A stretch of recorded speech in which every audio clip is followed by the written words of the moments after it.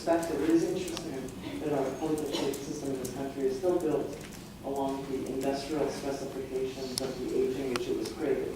So we build our babies like we build our Buicks. Well, agriculture. So, yeah. 180 days is so that you all can leave school just in time to go harvest the crops. Yeah. And so we've got some, we've got public institution systems that are predicated on assumptions that no longer hold true at any level. And I've got two actually who do online school. I've got a sophomore and a junior. And part of what I'm noticing is that they work best after I go to bed. Because I don't function at all until 10 in the morning. And so part of what it allows them to do is, as a student, you can show up when you're ready, rather than in 15-minute increments 6 times what I have, which is 6 times a week. Thank you. I want to go to that school. So let me turn to... It's kind of like this. Yeah. But you're a former teacher. So as we talk about all this, how do you think of this digital learning in terms of how and when we teach it? Factors of education. Well, yes, I taught first grade and second grade for 17 years and then went into administration and then in the partnership office for 17 years. And one of the things I wanted to say while I'm here at ATEC is when I was in the partnership office, the first principal of the school had been identified. He called us and said, I want to make sure that my school reaches out to the business community and they tell us what we need to put in here so we have the right kind of technology getting started, which goes back to Governor Bush's comments about planning for the future. And I think as the school has grown, as the students have gone through, and you've had administrators with such forward thinking, that this school is the epitome of what we need to strive for as we go on forward. It's critical. We all know that the students of today, you are the leaders of tomorrow. We need to provide for you the quality and the resources in education so that you can do the best that you can possibly do. Yesterday, we had our interim study committee on the Legislative Committee on Education. It just happened that one of our topics was digital learning. And we got a report from, well, 3 reports, one from the Clark County School District, Washington County School District, and Carson City. And one of the things, I have all kinds of notes that I'd love to just rattle off and tell you all of them. But I think one of the things that shows how we're looking forward is there is a one-to-one project in these 3 communities, these 3 school districts, where middle schools are being provided a laptop for each student. In the first year of the project, there were 5 middle schools here in Clark County and an additional 4 this school year. So there's 9 middle schools here where the students are on that one-to-one, and it's called the E3 project. So look it up. It's really exciting, engaging, empowering students. And I think that the other important thing is that, just like you indicated, your sons are studying after you go to bed. The programs that we have today open up education 24/7 for our students and for our teachers and the administrators. We have communications between the schools and the teachers. That's one of the things that was such a struggle when I was a teacher was, you know, you had the 2 times a year where you had parent-teacher conferences, but you needed to talk to the parents more often. They needed to know what those students were doing every day, or at least once a week, so that you could help solve any issues that came up. The other thing that I think we all have to be cognizant of as we plan for the future, one, it's all of the Wi-Fi, the broadband, all of that, all of the hard stuff that we have to do. But in addition, there's 2 other pieces that came through loud and clear yesterday, is that we have to provide the professional development for our teachers so that our teachers are on board, they have all the resources and the learning and the understanding so they can bring it to the students. And the second thing is, we have to maintain our equipment, whatever it be, whether it's next year or 10 years or 50 years from now. And that's going to be one of the responsibilities of our elected officials working with our school districts on how to do that. But all of those pieces are really, really important going forward. You were not able to hear. Well, and, I agree with Joyce, everything she said. The exciting thing about this is, there's always this debate about school choice. Well, this is school choice within the public school system. And I think that's what's so exciting. It's obviously it's student-centered, blended learning, online tutoring, the social media, Ms. Crawl mentioned Edmodo, educational Facebook. These are such great tools for students and for teachers. Teachers no longer have to teach to the middle. You can get the individualized instruction, like Governor Jeb Bush said, the kids that are high achievers can reach their potential more quickly because the teacher can individually focus on them and let them expand their wings. The kids who are having a more difficult problem, they can be on a different path. That's exciting stuff. It's a lot different than when I was a kid. And many of you know, we have a problem here in Clark County where we have almost 20% of the children in our school system have problems speaking and learning English. Well, technology and technology-based solutions can be a huge asset to fixing that problem and, again, equalizing opportunity and access to learning. So this is just really, really important stuff, and I'm just excited that we're moving in the right direction on it. And to show you just how right you are, Senator, in terms of the observation. Tell my wife that. Um, How right I am. The next one is how right you are. You should probably take a stand at this moment, is that it? 2/3 of the student body here represent minority kids. 2/3. And there's almost a third of students at this school that feel every day within with poverty. And so that whole student achievement gap, which Governor Bush in the state of Florida was a very big battle for you and part of what you're going to do something good. This, I think, we stand as an example that when poverty is an issue, and certainly in our community it is, in our state it is, and diversity is an asset in our community and state it is. This is the best example of how we benefit and strengthen and equalize and level playing fields and sort of lift opportunities and potential. So beautiful. Any response for the treatment gap? Some members you did yeoman's work. Yeah, one of the things that is important is to have high, lofty expectations. I hope that you all have had classes that you started and you're going, oh my God, this is like really hard.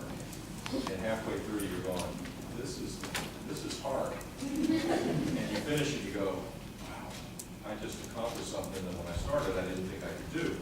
And that's too many places in our country, the expectations are dumbed down to kind of try to get to the lowest common denominator rather than saying, look, let's start with the premise that every person in this classroom has a God-given ability that we need to figure out how to maximize and raise those standards and expectations and create a real challenge.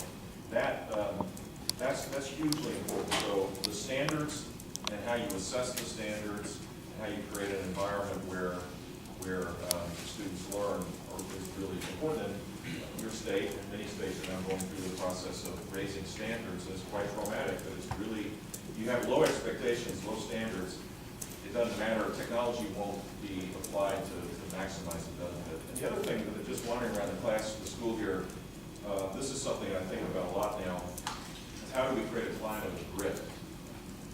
Just dogged determination.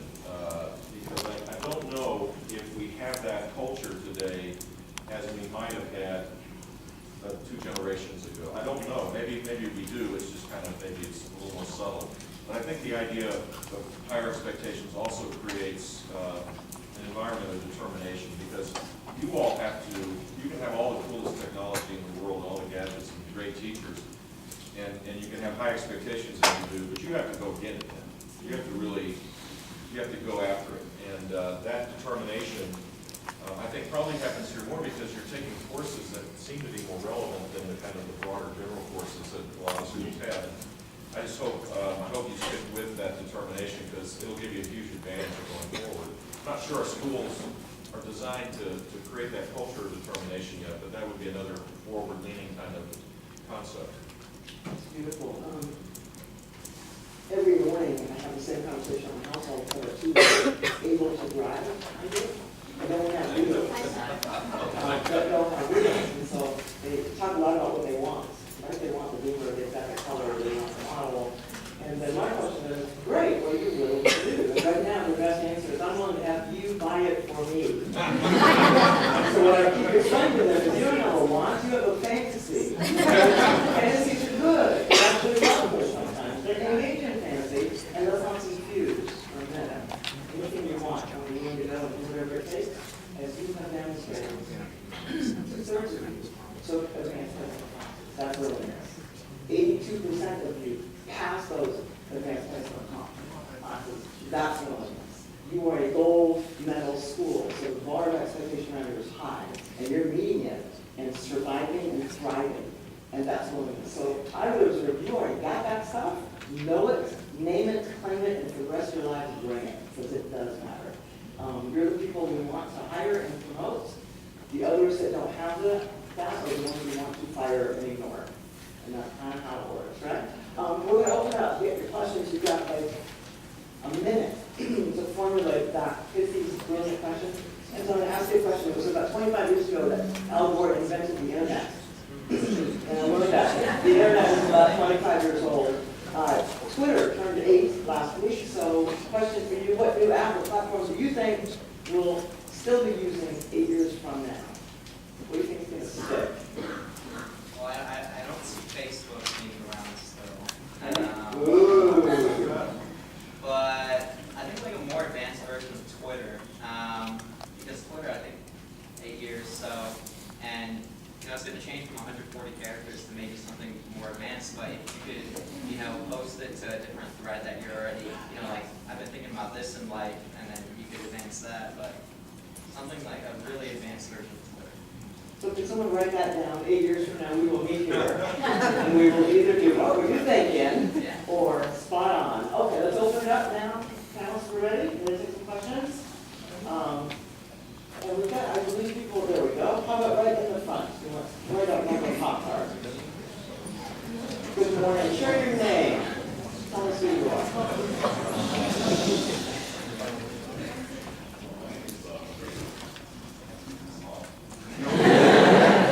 Your voice is so low, we can't hear you.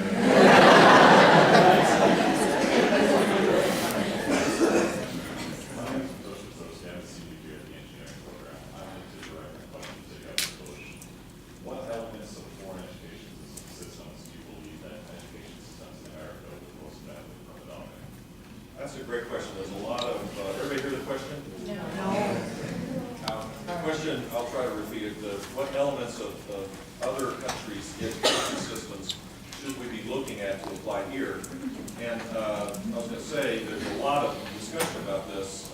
Anne Ripley's written a book about this, of exchange students that have gone to Poland and Korea and Finland, and kind of through their eyes talk about those systems, because those are the three of the top 10 countries in terms of education gains and education results based on the PISA test.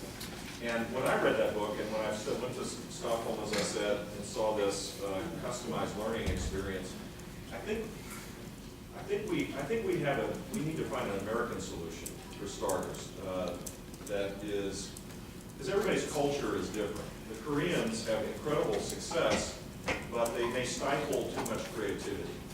The Finns have, although they've had declines now in learning gains on the PISA test in the last time it was administered, the Finns have, teachers are the most prominent people in the communities in this largely rural kind of environment. Teachers get paid pretty good, but they are held up high as really it's the profession that people seek. So people graduating from college want to be teachers, and so the caliber of teaching is viewed as something important, and the community appreciates it more. And so every place is a little different. I think we can apply some of the innovations maybe school by school, but our solution should be uniquely American. I would argue it should be based on customizing, shifting the power from the adults to the students, that we create a customized learning environment, and we lead the world in that. So that's an American solution. We have the ability through technology, software development, high-quality content, wireless technology, to create a totally different environment where students learn at their own pace and their own way. We don't need to go outside the country to do that. I would say teaching needs to be more of a profession and less of a collective bargaining process where there are units of production. That industrial model doesn't apply to 2014. So great teachers measured with accurate data on how like-kind students have learning gains should be rewarded extraordinarily higher than they are today so they can stay in the classroom. And teachers who struggle need help, of course, we need to remediate, but if they're continuing not to hit it on all cylinders, this is really important. They should be asked to do something else. Most of the collective bargaining makes that difficult. So that's a uniquely American suggestion, I think. So high standards, different accountability, and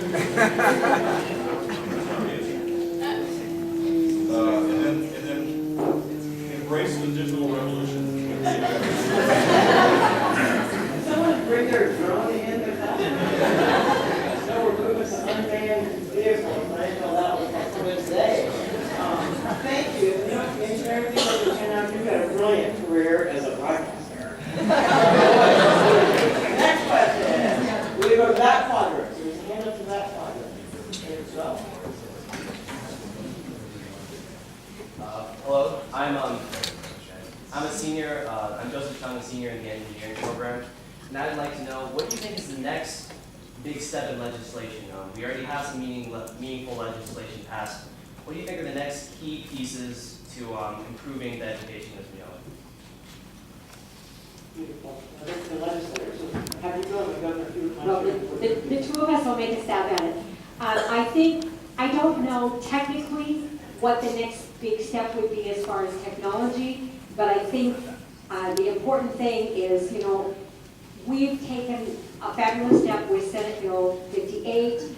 We also did with Senate Bill 345, getting some emphasis behind our STEM initiatives. And I also agree that we need to add the arts to that. But I think what we have to do is continue those efforts, make all of our school districts, or provide all of our school districts more dollars so that this can happen. One, that they can get the hardware, the software, the maintenance, and the professional development. Those are going to be my 4 things that I'm going to be talking about a whole lot. But I think that's where we need to go because, just like I said, we have 9 middle schools doing the one-on-one where each student has the iPad. Well, we don't have just 9 middle schools in the Clark County School District. There's what? 59. So we've got a lot more to go. So I think that's the important thing we need to look at here in Nevada is always looking at what is out there, planning for that, but along the way make sure we bring along all of our students because right now it's a pocket here and a pocket here based upon grants we were able to get or some dollars from the legislature or whatever. So, but it's going to take all of us working together to make that happen. Yes. You know, first thing we need to do is be communicating with the school districts and finding out what they need, what barriers they need broken down to achieve what schools like ATEC and other pilot programs are achieving. And we've got to invest in the infrastructure. We need to have a wired education system. Every school in this state needs to be wired. And that's going to take funding, that's going to take resources, but that's what we need to do. The infrastructure is important. We've got to communicate with the school districts. We've got to look at what the other states are doing. That's why the report, Governor Bush's foundation report that shows what other states are doing, we need to be looking at that so we can get that aid next year and provide more opportunity to all the students in the state. Well, you're on the State Board of Education. Anything else to add to that? From a legislative point of view? Yeah. You're the boss of the microphone. You get to answer any way you want. Well, of course, the technology-wise, the near-term things I want to see is I want to see us better use tools such as virtual worlds, digital simulation. I think, you know, coming from the agricultural model, even though I didn't have to harvest anything, you know, teaching science in rooms with rows and number 2 pencils and teachers standing in front of you lecturing is not really a very good way to teach science, and it's not at all what scientists do, and it causes long-term workforce problems in our society. I think we have a chance now to use these new tools that you kids use every afternoon when you get home from school, to improve the way we teach science. I think we can do it early on. The ability, why build a little mobile of the planets? You could do a digital simulation, you could build your own solar system, okay?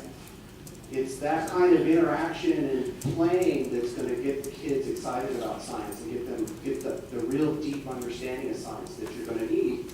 Because, when we're done, we're going to leave you a lot of problems you have to solve.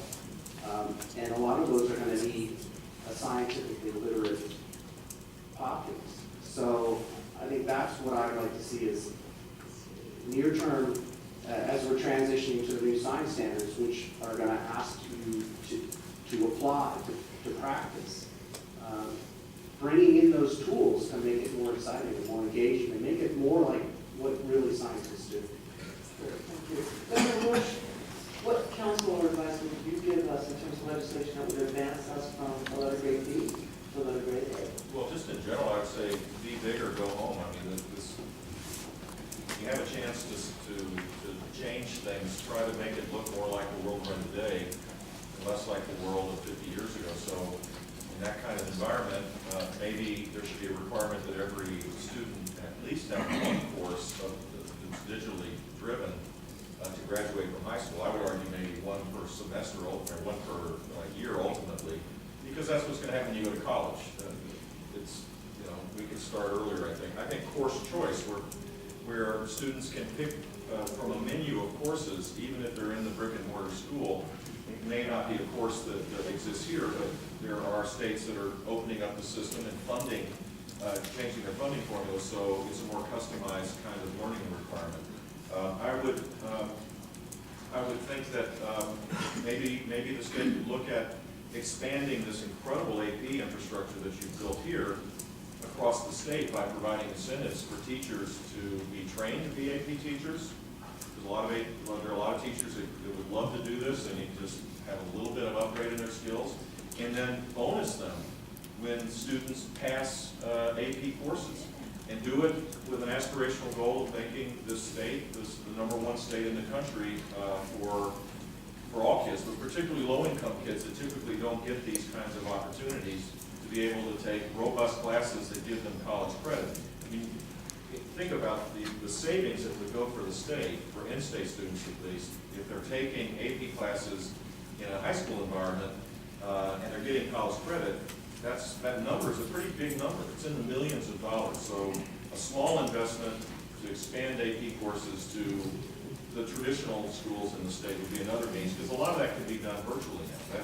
Those courses can be done virtually. The Florida Virtual School, for example, has last year had, I think, 550 or 600,000 courses administered. So think bigger. I would say I'm in a school, so you have a great superintendent and people are working hard inside the system. I've kind of lost patience. I think we ought to figure out ways to not blow up the system, because that's ugly, but to really challenge how the governance model of education completely. And digital learning has the side benefit of higher quality learning, as well as shifting how we organize around our students. Thank you. I just read that actually when I started at the end. I think we have time for one more question. It seems so unfair. There's so many hands up in the air. So get your elbows out, play rock, paper, scissors, and want to ask the last question. How about back to back? How about back in the back? No, right in the center of the back? How do you fit? But no one thought that question in the back.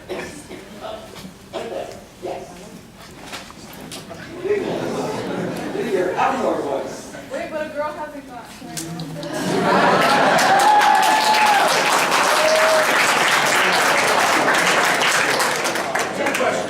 We got 2 questions. Yeah. Girl power. Hello, thank you for taking my question. My name is Matthew Mannell. I'm an 11th grader here at ATEC. I'm in the computer science program. We're clearly moving towards a information revolution when it comes to the way we view education. You use the term industry. And the industry of education is clearly spanning from the private to public sectors. So how would you foresee the public sector will be affected in terms of jobs in education if this revolution goes forward in such a sci-fi way?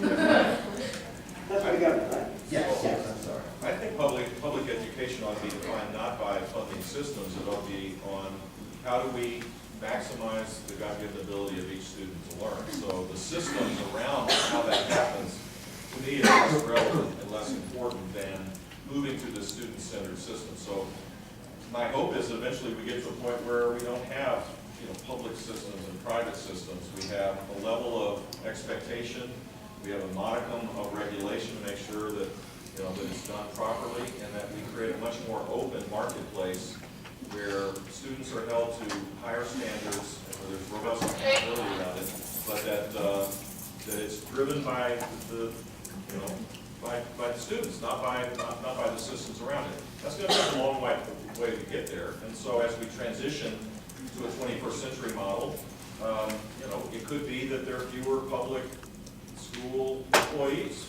Maybe that there are more. There'll be winners and losers, just as there is in the real life. It ought to be driven, though, by what's the best model to get the maximum amount of learning to the largest number of students. Thank you. Last question goes to the girl. She's back there. She wins the No, award. she wins. That would create a riot. My name is Alondra Diaz. I'm a major in engineering. I'm a senior. My question is, with all the budget cuts the school receives, how do we plan on funding for digital learning? Great question.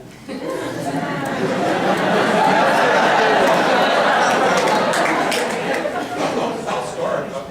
First of all, I think that the budget this year there's a pretty dramatic increase for starters in defense of folks that had 2 years or 3 years of real struggles, for sure.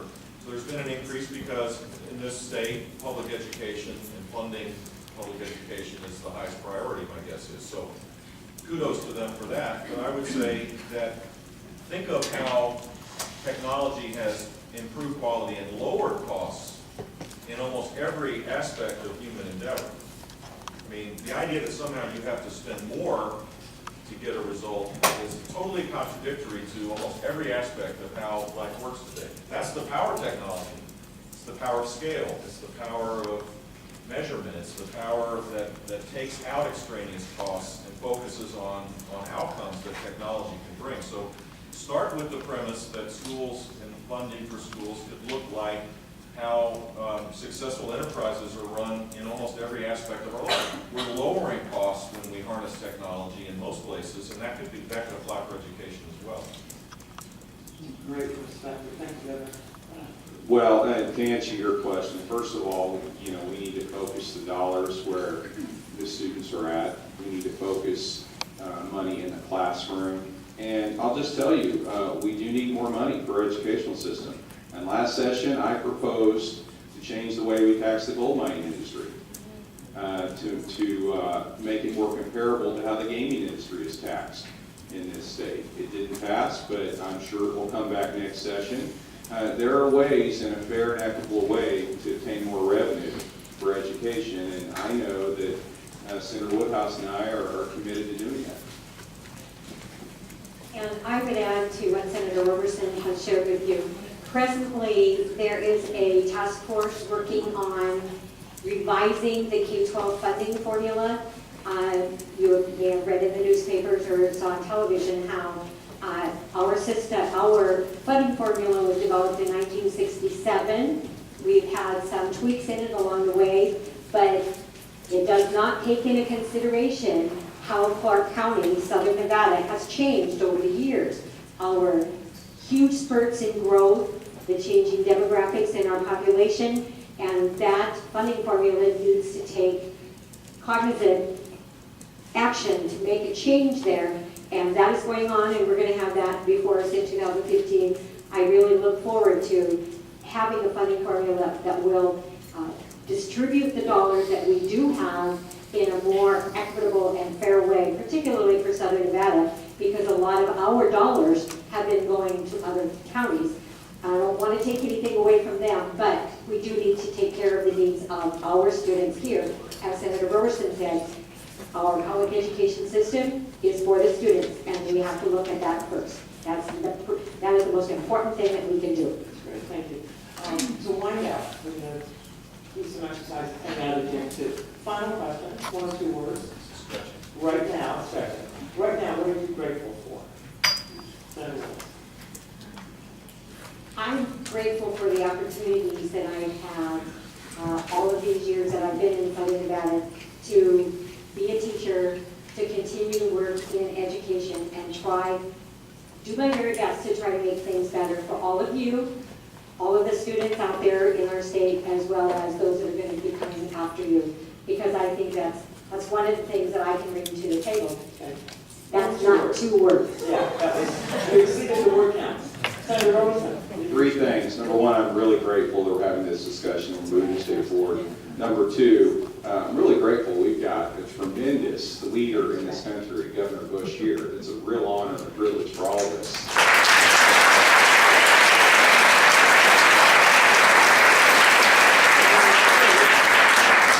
I'm really grateful. I'm sitting here in the top. Yeah. That I'm most grateful, period, for my wife. Good answer. Good answer. That should go without saying. Thanks, Governor. You are so digging a ditch. You are so digging a ditch. I'm just grateful. I'm sitting in the best public high school in the state.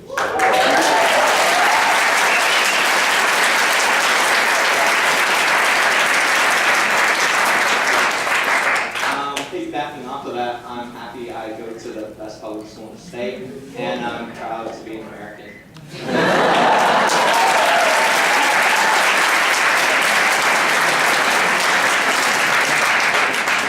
You can use the word. My 3 grandchildren.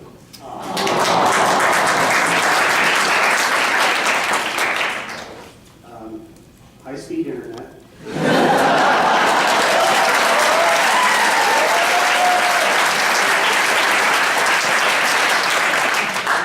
And the chance that my grandkids there's still the aspiration, they're still looking forward to the future with the idea that it's just going to be as exciting as we went through in the past. Beautiful. I want to ask all of you to express your gratitude to this amazing panel.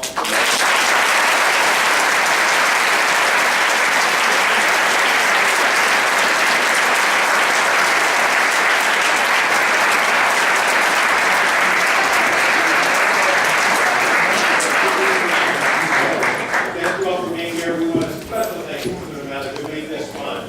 She did make this fun, so thank you to her. And